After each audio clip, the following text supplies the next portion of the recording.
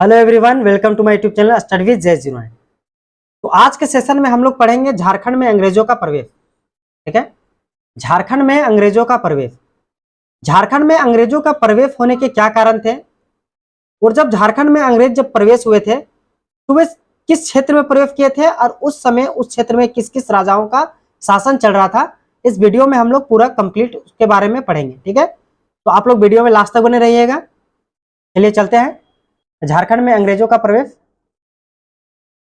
सबसे पहले कि झारखंड में अंग्रेजों का प्रवेश जब हुआ था तो उस समय सन 1767 ईस्वी में अंग्रेजों ने झारखंड में प्रवेश किया था। ठीक है, झारखंड में ईस्ट इंडिया कंपनी का आगमन सन 1767 ईस्वी में सिंहभूम क्षेत्र पर सबसे पहले होता है।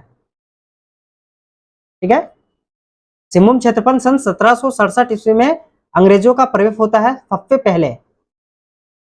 लेकिन अगर बात किया जाए औपचारिक शुरुआत इनकी तो 1765 ईस्वी से ही हो गया था। ठीक है, अंग्रेजों ने सन 1767 ईस्वी में सिंहभूम क्षेत्र में प्रवेश किया, लेकिन इसकी औपचारिक शुरुआत की अगर बात किया जाए तो सन 1765 ईस्वी से ही हो गया था। सन 1765 ईस्वी में इलाहाबाद की संधि हो चुकी थी, और इलाहाबाद की संधि में क्या था कि मुगल शासक शाह आलम द्वितीय ने सन 1765 ईस्वी में 26 लाख वार्षिक कर पर, ठीक है, शाह आलम द्वितीय कौन थे, मुगल शासक थे, उन्होंने 26 लाख वार्षिक कर पर बिहार, बंगाल और उड़ीसा की दीवानी अंग्रेजों को सौंप दिया था। ठीक है, सन 1765 ईस्वी में ही 26 लाख वार्षिक कर पर बिहार, बंगाल और उड़ीसा की दीवानी किसको सौंप दिया था, अंग्रेजों को सौंप दिया था। और जब बिहार, बंगाल, उड़ीसा की दीवानी अंग्रेजों को सौंप दिया था तो झारखंड जो है वो बिहार का अंग माना गया था इस संधि में। ठीक है, झारखंड को भी बिहार का अंग माना गया था इस संधि में, और झारखंड क्षेत्र पर अंग्रेजों का नियंत्रण स्थापित करने के और भी कई कारण थे। ठीक है, झारखंड क्षेत्र पर अंग्रेजों का नियंत्रण करने का और भी कई कारण थे। पहला कारण देखा जाए तो झारखंड प्राकृतिक संसाधनों से संपन्न था। ठीक है, झारखंड जो है प्राकृतिक संसाधनों से संपन्न होने के कारण, और दूसरी अगर बात किया जाए तो दूसरी, अंग्रेज ने झारखंड के जंगली पहाड़ी क्षेत्रों से बंगाल से सीधा बनारस तक सुरक्षित मार्ग चाहते थे। ठीक है, दूसरा कारण क्या था कि अंग्रेज लोग झारखंड के जंगली पहाड़ी क्षेत्र से होते करते बंगाल से सीधा बनारस क्षेत्र तक जाने के लिए सुरक्षित मार्ग चाहते थे। ये दो कारण थे अंग्रेजों का झारखंड में प्रवेश होने का।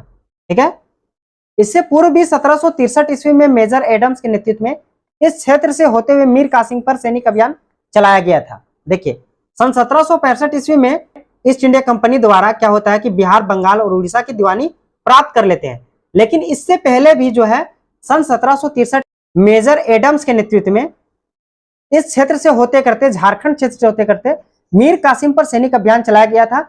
मतलब इससे भी पहले जो है अंग्रेज लोग झारखंड में प्रवेश कर चुके थे। ठीक है, उसके बाद सन 1766 ईस्वी की अगर बात किया जाए तो इगोन्स के नेतृत्व में इस मार्ग की खोज कर चुकी थी कंपनी। 1766 ईस्वी में मेजर इगोन्स के नेतृत्व में खोज कर चुका था, किसने, इस मार्ग की खोज कर चुका था इस कंपनी द्वारा। ठीक है, आगे चलते हैं। जब 1765 ईस्वी में कंपनी द्वारा बंगाल, बिहार, उड़ीसा की दीवानी प्राप्त कर लिया जाता है तो दीवानी प्राप्त करने के बाद वे लोग टैक्स वसूलने के लिए जाया करते थे। ठीक है, जब वे लोग टैक्स वसूलने के लिए जाया करते थे तो वहां के जमींदार लोग वहां से भागकर कहां आ जाते थे, छोटा नागपुर क्षेत्र आ जाते थे, क्योंकि छोटा नागपुर क्षेत्र में बहुत ज्यादा जंगल झाड़ होने के कारण वहां पर लोग जाकर बस जाते थे, जंगलों में छिप जाया करते थे।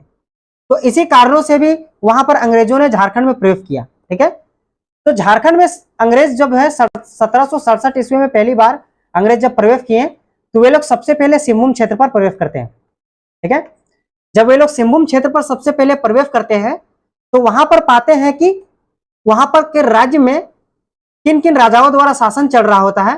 तो वहां पर देखते हैं कि कोल्हान क्षेत्र पर हो शासक द्वारा शासन किया जा रहा है, कोरहाट क्षेत्र पर सी शासक द्वारा शासन किया जा रहा है, और ढालभूम क्षेत्र पर ढाल शासकों द्वारा शासन किया जा रहा था। ठीक है, जब अंग्रेजों ने पहली बार सिंहभूम क्षेत्र पर प्रवेश किया तो वहां पर देखा गया कि कोल्हान क्षेत्र में हो शासक द्वारा शासन किया जा रहा था, कोरहाट क्षेत्र में सिंह शासक द्वारा शासन किया जा रहा था, और ढालभूम क्षेत्र पर ढाल शासक द्वारा शासन किया जा रहा था।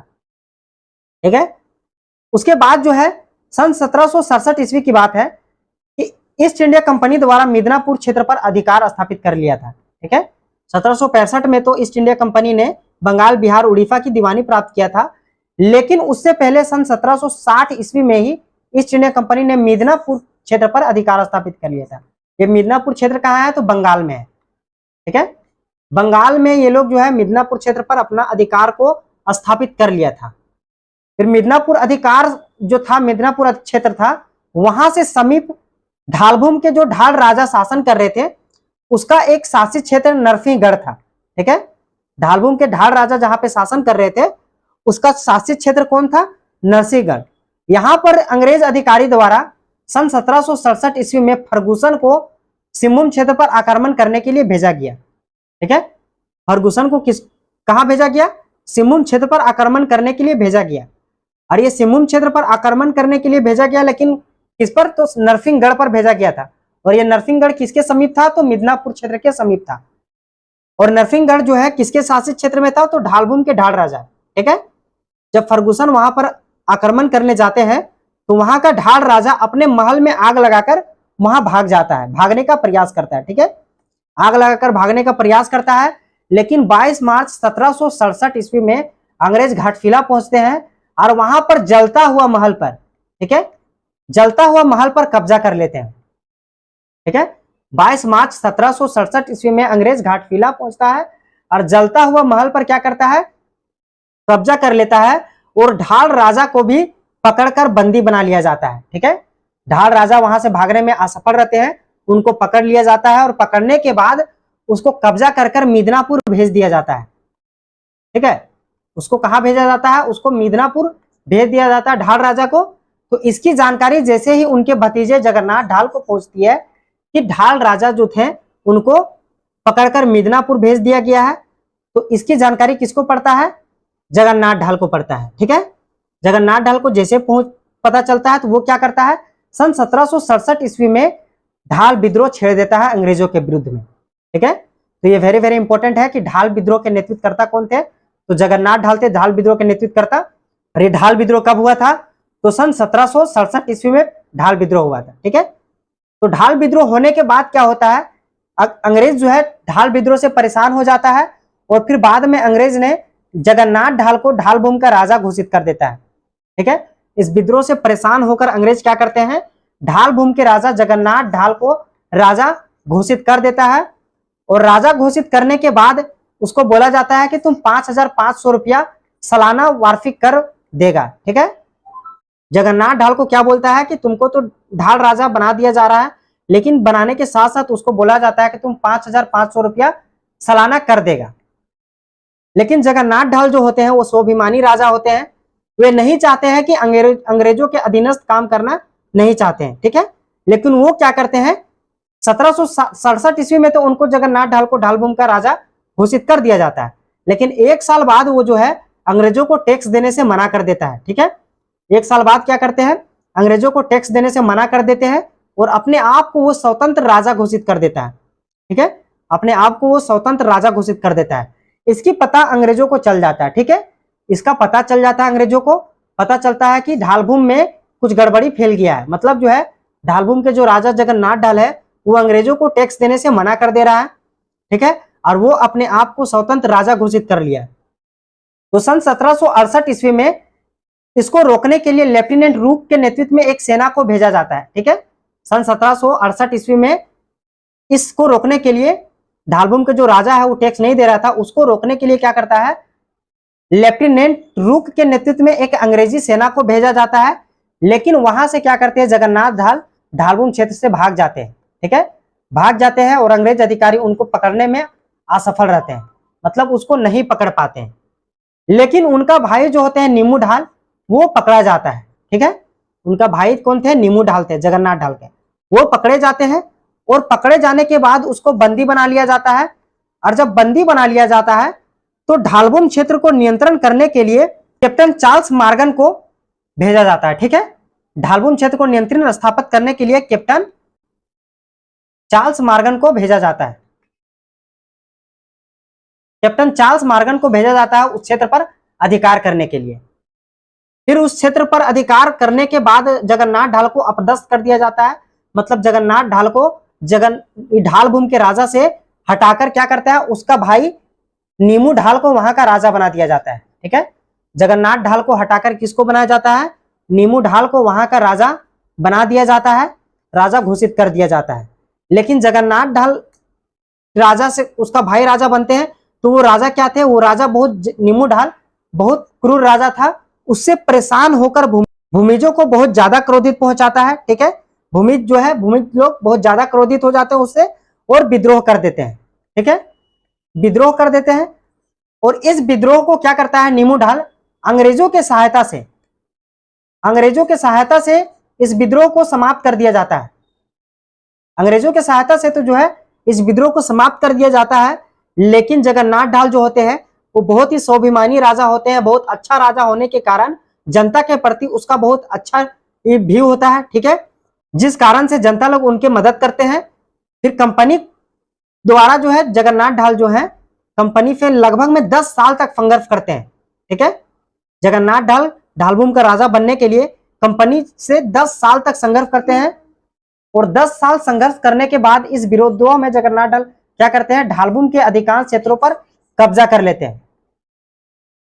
ठीक है, जगन्नाथ ढाल क्या करते हैं, कंपनी से 10 साल तक संघर्ष करते हैं और संघर्ष करने के बाद ढालभूम के अधिकांश क्षेत्रों पर क्या करता है, कब्जा कर लेता है। ठीक है, 10 साल कंपनी से संघर्ष करने के बाद ढालभूम क्षेत्र के अधिकांश क्षेत्रों पर कब्जा कर लेने से अंग्रेज जो है बहुत ज्यादा परेशान हो जाते हैं जगन्नाथ ढाल पे। उसके बाद ये परेशानी को दूर करने के लिए फिर 1777 ईस्वी में क्या करता है, जगन्नाथ ढाल को पुनः जो है ढालभूम का राजा घोषित कर दिया जाता है। ठीक है, 1777 ईस्वी में पुनः क्या करते हैं, जगन्नाथ ढाल को ढालभूम का राजा घोषित कर दिया जाता है और फिर तय कर दिया जाता है 1000 से बढ़ाकर 2000, 3000 और 4000 वार्षिक कर देना उसको बोल दिया जाता है कि पहली वर्ष 2000 देना है, दूसरा वर्ष 3000 और तीसरा वर्ष 4000, मतलब वार्षिक मालगुजारी टैक्स दे दिया जाता है, उसको घोषित कर दिया जाता है कि तुमको देना पड़ेगा। फिर 1800 ईस्वी में ढालभूम का वार्षिक कर बढ़ाकर 4267 रुपया तय कर दिया जाता है। ठीक है, ढालभूम के जो राजा होते हैं फिर उसको 1800 ईस्वी में क्या करता है, वार्षिक कर बढ़ाकर कितना कर देता है, 4000 से 4267 रुपया तक बढ़ा दिया जाता है। फिर 1783 ईस्वी में 3 साल बाद लेफ्टिनेंट रूक ने ढालभूम क्षेत्र में सैनिक अभियान चलाया था। वेरी वेरी इंपॉर्टेंट है कि लेफ्टिनेंट रूक ने 1783 ईस्वी में ढालभूम क्षेत्र पर सैनिक अभियान चलाया था। तो इस तरह से जगन्नाथ ढाल के नेतृत्व में ढाल विद्रोह हुआ था। ठीक है, अब नेक्स्ट चलते हैं आगे, पोरहाट। पोरहाट में किसका शासन चल रहा था, तो सिंह शासक का शासन चल रहा था। ठीक है, मैंने बताया था उस समय कि पोरहाट में किसका शासन चल रहा था, सिंह शासक का। सन 1767 ईस्वी की बात है जब अंग्रेजों ने सिंहभूम क्षेत्र पर प्रवेश करता है। तो पोरहाट के उस समय राजा कौन थे, जगन्नाथ सिंह चतुर्थ थे। सन 1767 ईस्वी में जब अंग्रेजों ने झारखंड में प्रवेश किया था सिंहभूम क्षेत्र पर, तो उस समय पोरहाट में किसका शासन चल रहा था, सिंह शासक का। तो उसी शासक कौन थे, तो जगन्नाथ सिंह चतुर्थ थे। मिदनापुर के अंग्रेज रेजिडेंट से अपने भाई शिवनाथ सिंह के विरुद्ध सहायता मांगी थी। अब देखिए जगन्नाथ सिंह के भाई कौन है भाई, तो शिवनाथ सिंह है। ये इनके विरोधी थे, जगन्नाथ सिंह चतुर्थ थे। जगन्नाथ सिंह चतुर्थ क्या कर रहे हैं, अंग्रेजों से हेल्प मांग रहे हैं अपने भाई के विरुद्ध। शिवनाथ सिंह के विरुद्ध जो है जगन्नाथ सिंह चतुर्थ अंग्रेजों से हेल्प मांगता है, लेकिन अंग्रेजों जो है कटक के मामले में उलझे होने के कारण इसे किसी भी तरह का सहायता नहीं कर पाता है। ठीक है, जगन्नाथ सिंह चतुर्थ जो है अपने भाई शिवनाथ सिंह के विरुद्ध अंग्रेजों से क्या करता है, हेल्प मांगता है, लेकिन कटक कहाँ है, तो उड़ीसा में है। उस मामले में बिजी होने के कारण क्या करता है, जगन्नाथ सिंह को किसी भी तरह से मदद कर नहीं पाता है। ठीक है, उसके बाद जब मदद नहीं कर पाता है तो सन 1773 ईस्वी में अंग्रेज अधिकारी कैप्टन फॉरविस ने व्यापारिक लाभ के लिए पोरहाट के राजा जगन्नाथ सिंह चतुर्थ से क्या करता है, एक समझौता करता है। जगन्नाथ सिंह चतुर्थ से एक समझौता करता है और वो समझौता होता है कि पोरहाट के राजा कंपनी क्षेत्र के व्यापारियों को अपने राज्य में शरण प्रदान नहीं करेगा। ठीक है, इस संधि में क्या होता है कि 1773 ईस्वी में कैप्टन फॉरविस के नेतृत्व में व्यापारिक लाभ के लिए पोरहाट के राजा जगन्नाथ सिंह चतुर्थ से संधि किया जाता है। और जब संधि में कहा जाता है कि कंपनी के व्यापारिक क्षेत्र के जो व्यक्ति है जो कंपनी में करप्ट कर्मचारी लोग हैं उनको अपने राज्य क्षेत्र में किसी भी तरह का शरण प्रदान नहीं करेंगे, तथा मराठों को भी किसी भी तरह का शरण प्रदान नहीं करना है आप लोग को। इस तरह से संधि किया जाता है कैप्टन फॉरबिस के नेतृत्व में 1773 ईस्वी में। ठीक है, उसके बाद इसी तरह से सन 1793 ईस्वी में अंग्रेजों ने सरायकेला के कुंवर से और खरफावा के ठाकुर राजाओं से इसी प्रकार के संधि किया जाता है। ठीक है, अंग्रेज अधिकारी द्वारा सन 1793 ईस्वी में सेम सरायकेला के राजा कुंवर से और खरसावा के राजा ठाकुर राजाओं से इसी तरह का संधि किया जाता है। उसके बाद सन 1803 ईस्वी में द्वितीय आंग्ल मराठा युद्ध होता है। ठीक है, द्वितीय आंग्ल मराठा युद्ध होता है, जिस कारण से इस मराठा युद्ध में अंग्रेज अधिकारी जो होते हैं लॉर्ड वेलेस्ली होते हैं और अंग्रेजी सेनापति होता है, वो इन पर सरायकेला के राजा पर दबाव बनाता है कि बोलता है तुम किसी भी तरह का मराठों का किसी भी तरह से सहयोग नहीं करना है। ठीक है, अंग्रेज अधिकारी कौन थे? लॉर्ड वेलेस्ली और अंग्रेजी सेनापति द्वारा कहां का? सरायकेला के राजा कुंवर से दबाव बनाया जाता है कि तुम किसी भी तरह का मराठों का सहयोग नहीं करेगा। उसके बाद 1809 ईस्वी में कोरहट के राजा ने सरायकेला और खरसावा के बढ़ते प्रभुत्व को संतुलन करने के लिए के उद्देश्य से कंपनी ने अपने राज्य के संरक्षण में लेने का आग्रह किया, लेकिन कंपनी ने इसे अस्वीकृति कर दी, मतलब उसका आग्रह को स्वीकार नहीं किया। ठीक है, 1809 ईस्वी में क्या करता है? कोरहट के जो राजा होते हैं वो सरायकेला और खरसावा के बढ़ते प्रभुत्व को, मतलब इनके द्वारा जो किया जा रहा था, इनसे जो खतरा था कोरहट के राजा को, उनको जो है बचाने के लिए कंपनी से क्या करता है? संरक्षण मांगता है कोरहट के राजा। कहता है कि सरायकेला और खरसावा का जो है प्रभाव अधिक बढ़ रहा है हमारे राज्य क्षेत्र में, इनसे हमको संरक्षण प्रदान कीजिए, मतलब इससे हमको बचाइए। ये जो है कोरहट के राजा बोलता है कंपनी से, लेकिन जो है इसके आग्रह को अस्वीकृति प्रदान करता है, मतलब किसी भी तरह का एक्सेप्ट नहीं किया जाता है। फिर 1818 ईस्वी में तृतीय आंग्ल मराठा युद्ध होता है और तृतीय आंग्ल मराठा युद्ध के पश्चात जो है कंपनी क्या करते हैं? सिंहभूम को कंपनी क्षेत्र के नियंत्रण में लेने का निर्णय ले लेता है। ठीक है, 1818 ईस्वी में कंपनी क्या करते हैं? उस क्षेत्र को अपने नियंत्रण में लेने का निर्णय लेता है। फिर 1 फरवरी 1820 ईस्वी को अंग्रेज रेजिडेंट कैप्टन रफेल से बातचीत करने पर कोरहट के राजा कौन होते हैं? घनश्याम सिंह होते हैं। ठीक है, 1820 ईस्वी में कोरहट के राजा कौन बनते हैं? कैप्टन घनश्याम बन जाते हैं 1820 ईस्वी में। ठीक है, वो जो है कंपनी के अधीनता स्वीकार करते हुए एक संधि करता है, संधि पर हस्ताक्षर कर देते हैं। कैप्टन घनश्याम सिंह 1820 ईस्वी में कोरहट के राजा बनते हैं और वो किससे बात करते हैं? अंग्रेज एजेंट कैप्टन रफेल से बात करते हैं और बात करने के बाद एक संधि स्थापित करते हैं। उस संधि के कारण क्या करते हैं कि घनश्याम सिंह कंपनी के अधीन स्वीकार करते हैं, मतलब कंपनी के अधीन स्वीकार कर लेते हैं, उसके अंडर में रहना स्वीकार कर लेते हैं और कंपनी को 101 रुपया वार्षिक मालगुजारी देने के लिए तैयार हो जाता है। घनश्याम सिंह क्या करता है? कंपनी को 101 रुपया वार्षिक मालगुजारी देने के लिए तैयार हो जाता है और कंपनी के अधीनता स्वीकार कर लेता है। उसके बाद कंपनी ने घनश्याम सिंह को संरक्षण प्रदान करता है और साथ साथ ही उनके संपत्ति पर अधिकार बनाए रखने के लिए आश्वासन भी देता है। ठीक है, जब घनश्याम सिंह क्या करते हैं? कंपनी की अधीनता स्वीकारता है, तब कंपनी जो है उनको संरक्षण प्रदान करता है और उसके साथ साथ संपत्ति पर अधिकार बनाए रखने का भी आश्वासन देता है। कंपनी तथा घनश्याम सिंह दोनों के अपने अपने उद्देश्य थे। ठीक है, ये संधि जो हुआ था, इन संधि में कोरहट के राजा घनश्याम सिंह के क्या उद्देश्य थे और कंपनी के क्या उद्देश्य थे, तो ये लोग अब इनके बारे में जानते हैं हम लोग। कंपनी के क्या उद्देश्य थे? संबलपुर कहाँ है? तो उड़ीसा में है। ठीक है, संबलपुर और बंगाल के बीच में सीधा संपर्क स्थापित करना चाहता था कंपनी। ठीक है, कंपनी के क्या उद्देश्य था? तो कंपनी का उद्देश्य था कि संबलपुर से सीधा बंगाल के बीच सीधा संपर्क स्थापित करना है, किसी भी तरह का कोई लफड़ा नहीं होना चाहिए। दूसरा था कटक और बनारस के बीच में भी सीधा संपर्क स्थापित करना है। ठीक है, कटक कहाँ है? तो कटक भी उड़ीसा में है और बनारस के बीच में भी सीधा संपर्क स्थापित करना है, ये कंपनी का उद्देश्य था। तीसरा था विरोधियों द्वारा संरक्षण हेतु सिंहभूम क्षेत्र को नियंत्रित करना है, जितने भी विरोधी है उनसे संरक्षण प्रदान कौन करेगा? सिंहभूम क्षेत्र के राजा। ठीक है, सिंहभूम क्षेत्र के राजा द्वारा विरोधियों को संरक्षण अपने नियंत्रण में रखेगा। और विद्रोही कोलों पर भी नियंत्रण स्थापित करेगा। ये सारे के सारे कंपनी के उद्देश्य थे। अब चलते हैं घनश्याम सिंह के क्या उद्देश्य थे। तो घनश्याम सिंह का उद्देश्य क्या था? कंपनी के सहयोग से सरायकेला खरसावां पर प्रभाव स्थापित करना था। यहां पर देखिए कि घनश्याम सिंह चाहते थे कि सरायकेला और खरसावां पर अपना अधिकार हो, वे वहां का भी राजा बनना चाहते थे, अपना प्रभुत्व पर लाना चाहते थे, ठीक है। और सरायकेला के शासक अपनी कुल देवी पोरी देवी की मूर्ति वापस लेना चाहता था।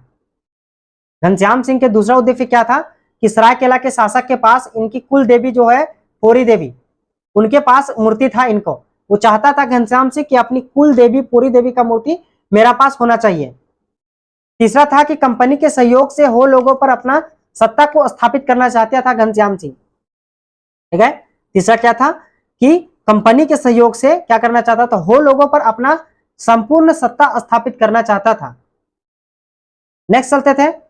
इस संधि के पश्चात अंग्रेजों ने घनश्याम सिंह के पहले प्रस्ताव को अस्वीकार कर दिया गया, ठीक है। पहला प्रस्ताव क्या था कि सरायकेला और खरसावां पर अपना अधिकार क्षेत्र को स्थापित करना था, क्यों कौन घनश्याम सिंह चाहते थे। तो उस अधिकार को क्या किया, उसको जो है अस्वीकार कर दिया गया, मतलब वो उसकी पूर्ति नहीं कर पाया, ठीक है।